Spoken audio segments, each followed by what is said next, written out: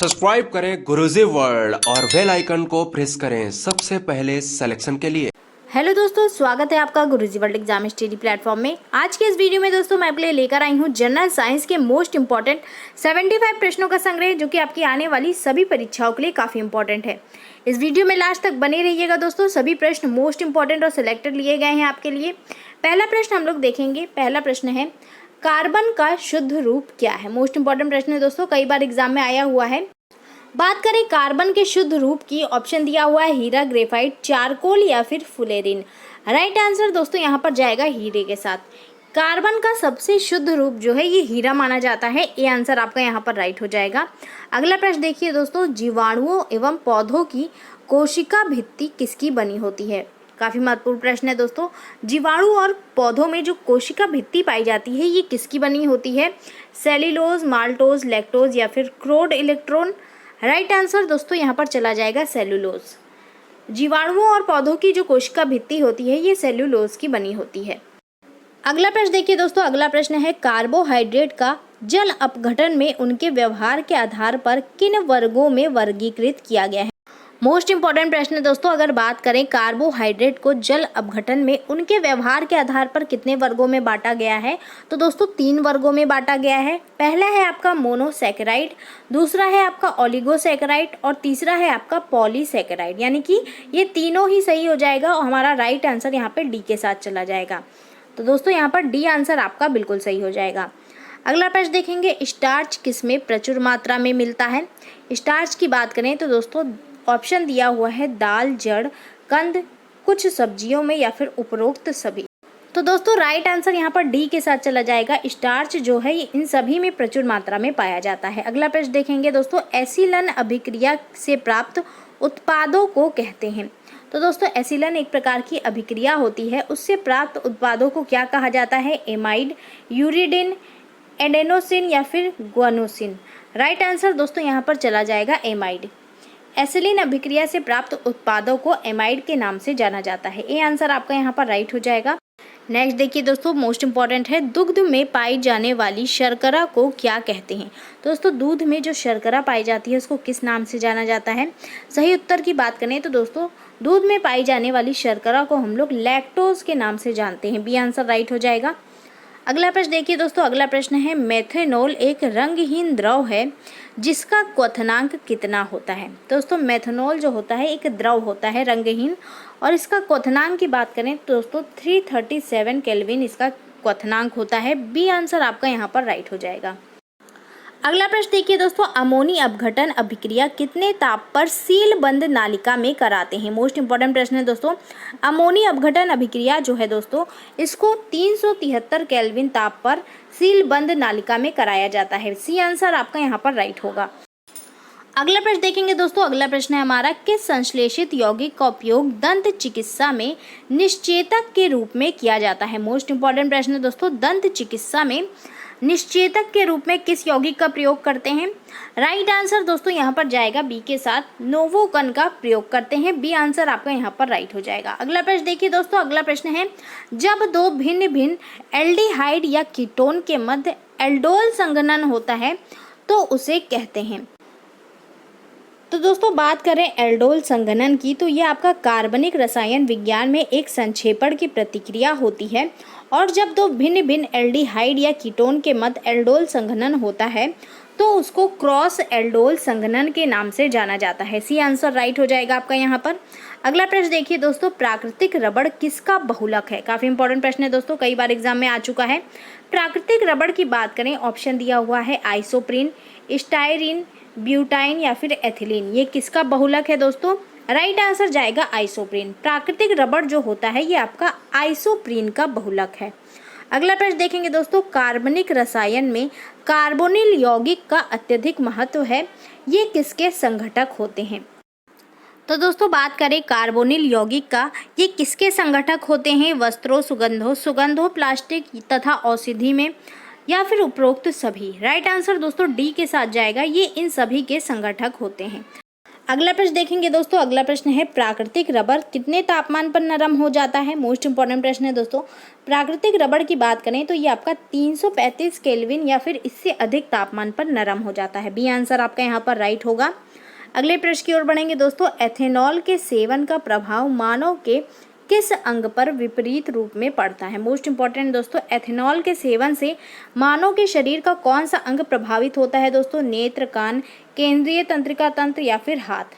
Right answer जाएगा दोस्तों सी के साथ। एथेनॉल के सेवन से केंद्रीय तंत्रिका तंत्र पर बुरा प्रभाव पड़ता है। सी आंसर आपका यहाँ पर राइट हो जाएगा। अगले प्रश्न की ओर बढ़ेंगे दोस्तों। अगला प्रश्न है हमारा, मेथेनॉल का उपयोग पेंट और वर्निश के लिए किस रूप में किया जाता है। मोस्ट इंपॉर्टेंट दोस्तों, पेंट और वर्निश के लिए किसका प्रयोग करते हैं। मेथेनॉल का प्रयोग करते हैं। और किसके रूप में किया जाता है आपसे पूछा जा रहा है। राइट आंसर चला जाएगा दोस्तों विलायक के रूप में। डी आंसर आपका यहाँ पर राइट हो जाएगा। नेक्स्ट देखिए दोस्तों। अगला प्रश्न है, मेथेनॉल विषैली प्रकृति की होती है, इसके बहुत कम मात्रा में सेवन से क्या हो सकता है। काफ़ी महत्वपूर्ण प्रश्न है दोस्तों। मेथेनॉल जो होता है इसकी प्रकृति विषैली होती है और बहुत कम मात्रा में सेवन से इससे आपका अंधापन भी हो सकता है। सी आंसर आपका यहाँ पर राइट हो जाएगा। नेक्स्ट देखिए दोस्तों। अगला प्रश्न है हमारा, एल्कोहलों और फिनालों को उनके यौगिकों में किस आधार पर वर्गीकृत किया गया है। काफ़ी इंपॉर्टेंट प्रश्न है दोस्तों। एल्कोहलों और फिनालों को उनके यौगिकों में हाइड्रॉक्सिल समूह की संख्या के अनुसार वर्गीकृत किया गया है दोस्तों। डी आंसर आपका यहाँ पर राइट हो जाएगा। अगला प्रश्न देखिए दोस्तों, विहाइड्रोजनन के परिणाम स्वरूप क्या बनते हैं। तो दोस्तों बात करें विहाइड्रोजनन के परिणाम स्वरूप क्या बनते हैं, इनमें से एल्डिहाइड या कीटोन, फ्रीनॉल, हेलोजनन या फिर कोल्ब अभिक्रिया। राइट आंसर दोस्तों यहाँ पर चला जाएगा एल्डिहाइड या कीटोन बनते हैं। विहाइड्रोजनन के परिणाम स्वरूप एल्डिहाइड या फिर कीटोन बनते हैं। ये आंसर आपका यहाँ पर राइट होगा। अगला प्रश्न देखिए दोस्तों। अगला प्रश्न है, किसका निर्जलन करना सबसे अधिक आसान होता है। ऑप्शन दिया हुआ है एस्पिरिन, एल्कोहलों, तृतीयक एल्कोहलों या फिर विहाइड्रोजन। राइट आंसर दोस्तों यहाँ पर चला जाएगा सी के साथ। तृतीयक एल्कोहलों का निर्जलन करना सबसे अधिक आसान होता है। सी आंसर आपका यहाँ पर राइट होगा। अगला प्रश्न देखिए दोस्तों, कितने ताप पर सांद्र H2SO4 के साथ गर्म करने पर एथेनॉल का निर्जलन हो जाता है। मोस्ट इंपॉर्टेंट प्रश्न है दोस्तों। सांद्र H2SO4 के साथ गर्म करने पर एथेनॉल का निर्जलन हो जाता है, कितने ताप पर करने पर आपसे पूछा गया है। राइट आंसर दोस्तों यहाँ पर चला जाएगा 443 केल्विन। डी आंसर आपका यहाँ पर राइट हो जाएगा। अगला प्रश्न देखेंगे दोस्तों, पीड़ाहारी ज्वरनाशी गुणधर्म वाली होती है। दोस्तों इनमें से क्या पीड़ाहारी और ज्वरनाशी गुणधर्म वाली होती है। एस्प्रिन, फॉस्जीन, पोरिन या फिर बैकन। राइट आंसर जाएगा दोस्तों एस्प्रिन। एस्प्रिन का प्रयोग हम लोग पीड़ाहारी और ज्वरनाशी के रूप में करते हैं। अगला प्रश्न देखिए दोस्तों, pKa मान जितना अधिक होता है अम्ल उतना ही होगा। pKa मान की बात करें तो दोस्तों ये एक विधि होती है जिसके प्रयोग से एसिड की ताकत को इंगित किया जाता है। pKa मान जितना अधिक होता है अम्ल उतना ही दुर्बल होगा।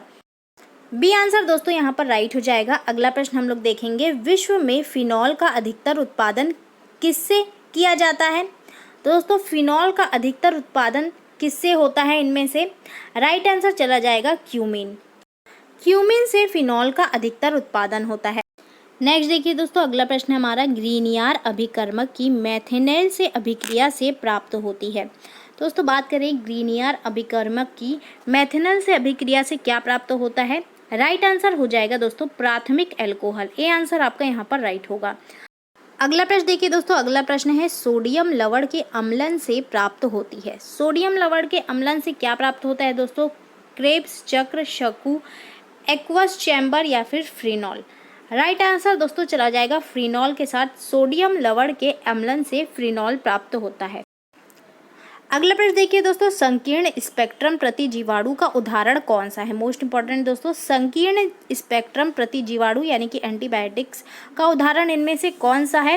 राइट आंसर जाएगा दोस्तों पेनिसिलिन जी। बी आंसर आपका यहाँ पर राइट होगा। अगला प्रश्न देखिए दोस्तों, मोस्ट इंपॉर्टेंट है, पेनिसिलिन, एमिनोग्लाइकोसाइड, ऑफ्लोक्सासिन किसके उदाहरण हैं। दोस्तों बात करें इन सब की, ये सब आपके जीवाणुनाशी के उदाहरण हैं। ए आंसर आपका यहाँ पर राइट हो जाएगा। अगला प्रश्न देखिए दोस्तों, अगला प्रश्न है, एरिथ्रोमाइसिन, टेट्रासाइक्लिन क्लोरैम्फेनिकोल किसके उदाहरण है? तो दोस्तों बात करें इन सब की, ये सब आपके जीवाणु निरोधी के उदाहरण हैं। बी आंसर आपका यहाँ पर राइट हो जाएगा। अगला प्रश्न देखिए दोस्तों, प्रतिजीवाणु चिकित्सा में वास्तविक क्रांति अलेक्जेंडर फ्लेमिंग की किस खोज से प्रारंभ हुई है? तो दोस्तों अलेक्जेंडर फ्लेमिंग ने किसकी खोज की थी? राइट आंसर चला जाएगा पेनिसिलियम कवक के प्रतिजीवाणु की खोज से। ए आंसर आपका यहाँ पर राइट हो जाएगा। अलेक्जेंडर फ्लेमिंग दोस्तों प्रसिद्ध हैं पेनिसिलियम कवक के प्रतिजीवाणु की खोज के लिए। अगला प्रश्न देखिए दोस्तों, अगला प्रश्न है प्रॉन्टोसिल, जिसको कि प्रतिजीवाणु भी कहते हैं, को किस वर्ष बनाने में सफलता प्राप्त हुई? तो दोस्तों प्रॉन्टोसिल को बनाया गया 1932 ईस्वी में। सी आंसर राइट हो जाएगा आपका यहाँ पर। अगला प्रश्न देखिए दोस्तों, अगला प्रश्न है कैल्शियम कार्बाइड जल से उपचारित करने पर देता है। तो दोस्तों कैल्शियम कार्बाइड जल से उपचारित करने पर क्या देता है? मीथेन, एथेन, एथिलीन या फिर एसिटिलीन। राइट आंसर जाएगा दोस्तों एसिटिलीन के साथ। कैल्शियम कार्बाइड जल से उपचारित करने पर एसिटिलीन देता है। डी आंसर राइट हो जाएगा। अगला प्रश्न देखिए दोस्तों, क्लोरोफ्लोरोकार्बन ज़्यादातर कहाँ इस्तेमाल होता है? मोस्ट इंपॉर्टेंट है दोस्तों। क्लोरोफ्लोरोकार्बन का प्रयोग हम लोग अपने घरों के रेफ्रिजरेटरों में करते हैं। डी आंसर राइट हो जाएगा आपका यहाँ पर। अगला प्रश्न देखिए दोस्तों, अगला प्रश्न है निम्न में से कौन सा सामान्य प्रतिशीतक घरेलू रेफ्रिजरेटर के रूप में प्रयुक्त किया जाता है? तो दोस्तों इनमें से कौन सा प्रतिशीतक घरेलू रेफ्रिजरेटर के रूप में प्रयोग होता है? राइट आंसर जाएगा दोस्तों फ्रियॉन के साथ। सी आंसर आपका यहाँ पर राइट हो जाएगा। अगला प्रश्न देखिए दोस्तों, प्रसिद्ध शीतलक फ्रियॉन वास्तव में है। फ्रियॉन दोस्तों वास्तव में क्या होता है आपसे पूछा जा रहा है। ये एक प्रसिद्ध शीतलक है, वास्तव में क्या होता है? राइट आंसर हो जाएगा दोस्तों, ये वास्तव में डाइक्लोरोफ्लोरोमीथेन होता है। डी आंसर आपका यहाँ पर राइट होगा। नेक्स्ट देखिए दोस्तों, अगला प्रश्न है निम्न में से कौन सी गैस ओजोन परत के खत्म होने का कारण बनती जा रही है? काफी महत्वपूर्ण प्रश्न है दोस्तों। ओजोन परत के खत्म होने का कारण दोस्तों क्लोरोफ्लोरोकार्बन बनती जा रही है, जो कि दोस्तों घर में उपयोग होने वाले रेफ्रिजरेटरों में से निकलती है। बी आंसर आपका यहाँ पर राइट होगा। अगला प्रश्न देखिए दोस्तों, ट्राइक्लोरोमीथेन निम्न में से किसका रासायनिक नाम है? तो दोस्तों ट्राइक्लोरोमीथेन की बात करें तो क्लोरोफॉर्म को ही ट्राइक्लोरोमीथेन कहते हैं, इसका रासायनिक नाम होता है ये। बी आंसर आपका यहाँ पर राइट होगा। अगला प्रश्न देखिए दोस्तों, क्लोरोफॉर्म के संबंध में निम्नलिखित में से कौन सा कथन सही है? पहला ऑप्शन है द्रव ईंधन, दूसरा ऑप्शन है संवेदना हारक, तीसरा ऑप्शन है फॉस्जीन उत्पन्न करता है और चौथा ऑप्शन है अग्निशामक। तो दोस्तों बात करें क्लोरोफॉर्म के संबंध में इनमें से कौन सा सही है? राइट आंसर दोस्तों यहाँ पर सी के साथ चला जाएगा। दूसरा और तीसरा सही है, यानी कि क्लोरोफॉर्म जो है ये आपका संवेदना हारक और फॉस्जीन उत्पन्न करता है। अगला प्रश्न देखेंगे दोस्तों, अगला प्रश्न मोस्ट इंपॉर्टेंट है, कार्बन टेट्राक्लोराइड को और किस रासायनिक नाम से जाना जाता है? तो दोस्तों कार्बन टेट्राक्लोराइड की बात करें, Marsh gas, mustard gas, pyrene या फिर पायरोल, इसको किस नाम से जाना जाता है? राइट आंसर जाएगा दोस्तों पायरीन। कार्बन टेट्राक्लोराइड को पायरीन के नाम से भी जाना जाता है। अगले प्रश्न की ओर बढ़ेंगे दोस्तों, अगला प्रश्न है, बिजली से लगी आग को बुझाने में प्रयुक्त होता है। दोस्तों जब आग बिजली से लगती है तो उसको बुझाने में किस अग्निशामक का प्रयोग करते हैं? राइट आंसर जाएगा दोस्तों पायरीन अग्निशामक का। ए आंसर आपका यहाँ पर राइट हो जाएगा। अगले प्रश्न की ओर बढ़ेंगे दोस्तों, निम्न में से किस विलायक का प्रयोग कपड़ों की शुष्क धुलाई में किया जाता है? तो दोस्तों कपड़ों की शुष्क धुलाई, जिसको कि हम लोग ड्राई क्लीन कहते हैं, इसमें किस विलायक का प्रयोग करते हैं? राइट आंसर जाएगा दोस्तों कार्बन टेट्राक्लोराइड का। डी आंसर आपका यहाँ पर राइट हो जाएगा। अगला प्रश्न देखिए दोस्तों, अगला प्रश्न है, शल्य क्रिया ऑपरेशन में कौन सा एक एंथेस्टिक एजेंट नहीं है?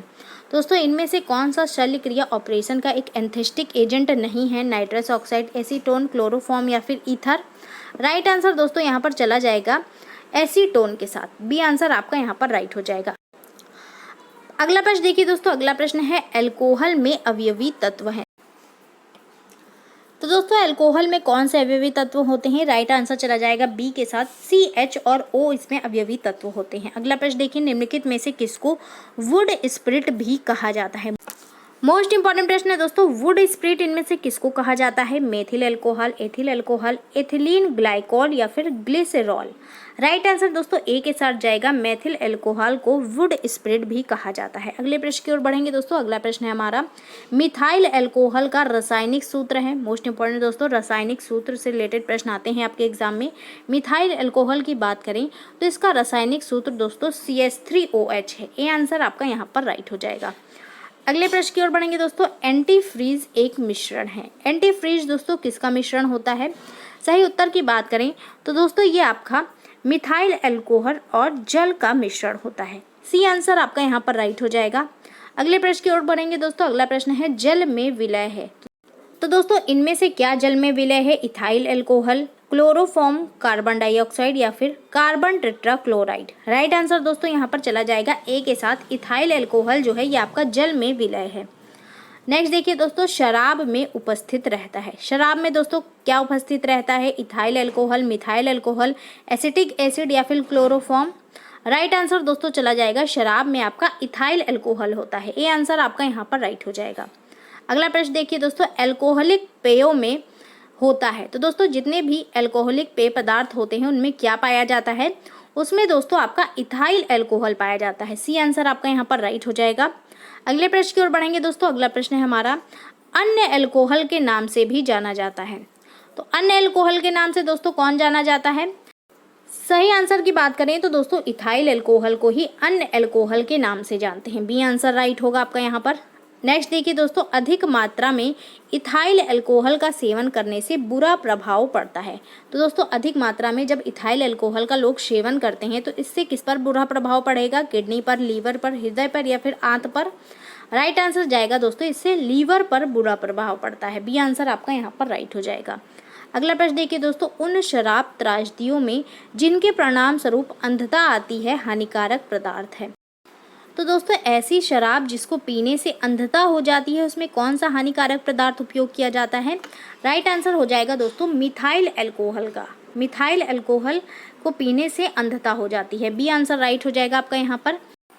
अगला प्रश्न देखिए दोस्तों, विकृतीकृत स्पिरिट मुख्यतः किस काम आती है? तो दोस्तों विकृतीकृत स्पिरिट की बात करें तो वार्निश बनाने के रूप में इसका प्रयोग किया जाता है। सी आंसर राइट हो जाएगा आपका यहाँ पर। अगला प्रश्न देखिए दोस्तों, पावर अल्कोहल है। पावर अल्कोहल क्या होता है दोस्तों? राइट आंसर जाएगा दोस्तों ईंधन के रूप में प्रयुक्त इथाइल अल्कोहल को हम लोग पावर अल्कोहल कहते हैं। सी आंसर आपका यहाँ पर सही हो जाएगा। अगले प्रश्न की ओर बढ़ेंगे दोस्तों, टिंचर आयोडीन है। टिंचर आयोडीन क्या होता है? मोस्ट इंपॉर्टेंट प्रश्न है दोस्तों।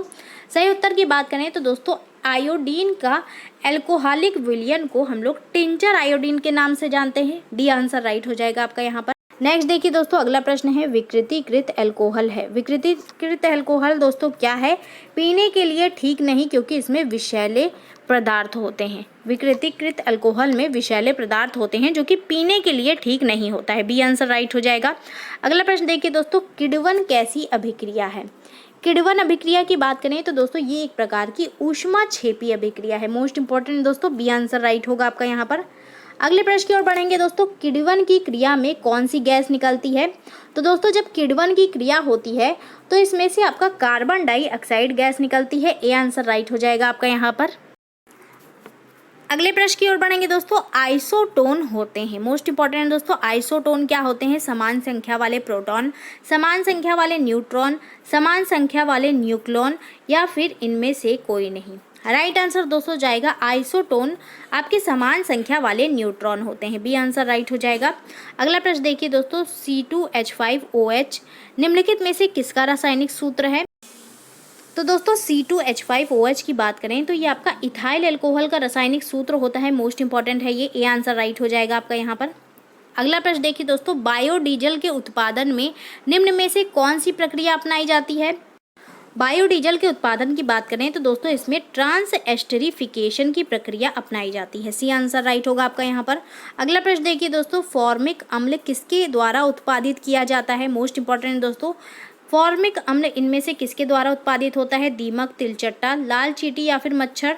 राइट आंसर दोस्तों जाएगा लाल चींटी। लाल चींटी के डंक में फॉर्मिक अम्ल पाया जाता है। सी आंसर राइट हो जाएगा। अगला प्रश्न देखिए दोस्तों, अगला प्रश्न है चींटी या मधुमक्खी के काटने पर उसके डंक में निम्न द्रव पाया जाता है। तो दोस्तों चींटी या मधुमक्खी के काटने पर उसके डंक में कौन सा अम्ल पाया जाता है? राइट आंसर जाएगा दोस्तों फॉर्मिक अम्ल। फॉर्मिक अम्ल उसमें पाया जाता है। ए आंसर राइट हो जाएगा।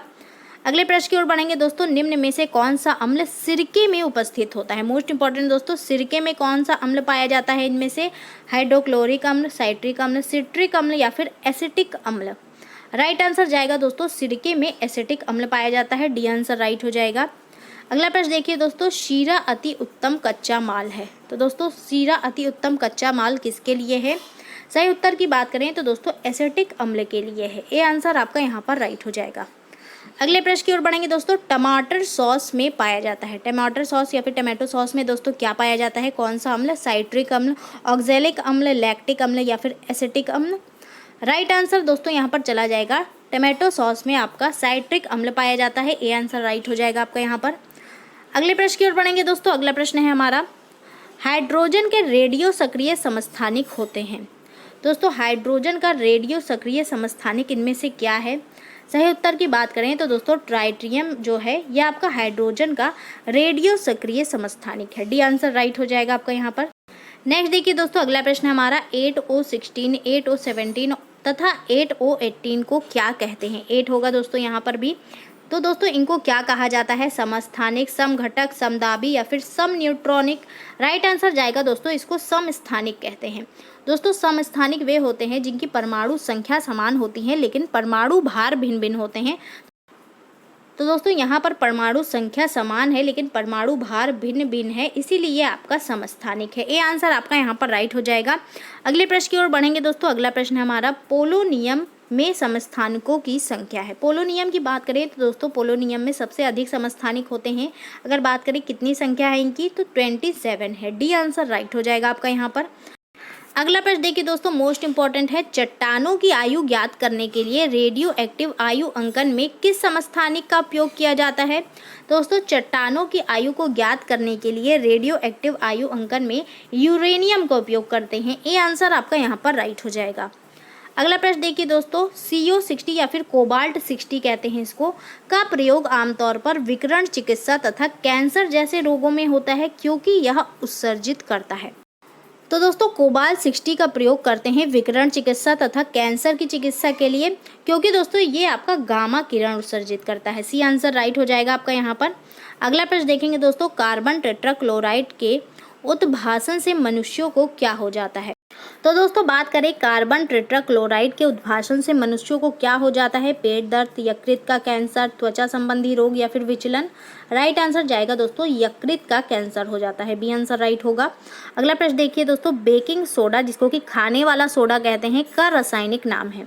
बेकिंग सोडा का रासायनिक नाम क्या है दोस्तों? Sodium carbonate, sodium bicarbonate, potassium permanganate या फिर सोडियम क्लोराइड? राइट आंसर जाएगा दोस्तों बेकिंग सोडा का रासायनिक नाम सोडियम बाइकार्बोनेट होता है। बी आंसर राइट हो जाएगा आपका यहाँ पर। अगला प्रश्न देखिए दोस्तों, नायलॉन 6 का उपयोग किनके निर्माण में किया जाता है? ऑप्शन दिया हुआ है टायर की डोरियों के निर्माण में, वस्त्रों और रस्सियों के निर्माण में या फिर उपरोक्त दोनों या फिर दोनों गलत है। राइट आंसर जाएगा दोस्तों उपरोक्त दोनों, यानी कि टायरों की डोरियों के निर्माण में और वस्त्रों और रस्सियों के निर्माण में हम लोग नायलॉन 6 का प्रयोग करते हैं। अगला प्रश्न है, टायरोसिन सर्वप्रथम कहाँ से प्राप्त किया गया था? टायरोसिन की बात करें तो दोस्तों ये एक प्रकार का अमीनो अम्ल होता है जिसको सबसे पहले पनीर में से प्राप्त किया गया था। सी आंसर आपका यहाँ पर राइट हो जाएगा। अगला प्रश्न देखिए दोस्तों, अगला प्रश्न है, विटामिनों को 2 समूहों में वर्गीकृत किया गया है, वे कौन कौन से हैं? मोस्ट इंपॉर्टेंट दोस्तों, विटामिन जो होते हैं इनको 2 समूहों में बांटा गया है। पहला होता है दोस्तों वसा में घुलनशील विटामिन और दूसरा होता है आपका जल में विलेय विटामिन, यानी कि उपरोक्त दोनों ही हमारा राइट आंसर हो जाएगा। सी आंसर आपका यहाँ पर सही हो जाएगा। अगर बात करें दोस्तों वसा में घुलनशील विटामिन कौन से हैं, तो विटामिन ए, डी, ई के वसा में घुलनशील विटामिन है और विटामिन बी और सी ये आपके जल में घुलनशील विटामिन है। तो दोस्तों ये थे आज के कुछ महत्वपूर्ण प्रश्न। उम्मीद करती हूँ आपको पसंद आए होंगे। इसको ज़्यादा से ज़्यादा लाइक करें, शेयर करें, हमारे चैनल को सब्सक्राइब करें। धन्यवाद।